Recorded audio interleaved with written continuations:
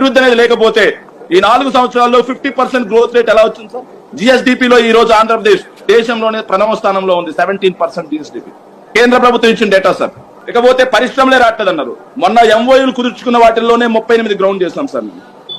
ఇక చూసుకుంటే IT exports Chandrababu Naidu గారి పాలన కంటే 124% ఎస్టీపీఐ లెక్కలు సార్. ఐటీ ఎక్స్పోర్ట్స్ మేము పెంచాం సార్. ఇక స్టార్ట్అప్ ఎంఎస్ఎంఈ యూనిట్లు ఇది రాజ్యసభలో ఇచ్చిన డేటా సార్.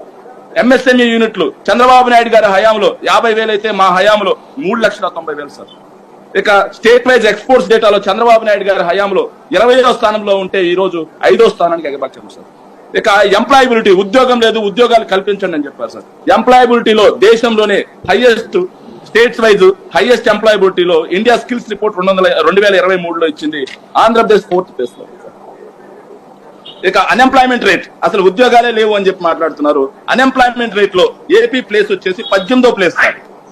దక్షిణ భారతదేశంలో మనకన్నా కర్ణాటక మాత్రమే అన్ఎంప్లాయ్మెంట్ ఏదైతే నిరుద్యోగులు తక్కువగా ఉన్నారు. మిగతా అన్ని రాష్ట్రాల్లో కూడా ఇది మన పక్కన ఉన్నటువంటి తమిళనాడు గాని, మన పక్కనే ఉన్నటువంటి కేరళ గాని, మన పక్కనే ఉన్నటువంటి మన తెలంగాణ గాని, ఇవన్నీ కూడా మనకంటే నిరుద్యోగులు అధికంగా ఉన్నారు. దేశంలోనే మనం 17వ ప్లేస్ లో ఉన్నాం. అంటే ఈ ప్రభుత్వం వచ్చిన తర్వాత నిరుద్యోగం ఎంత తగ్గింది అనేది కూడా మీరు చూడాలి సార్.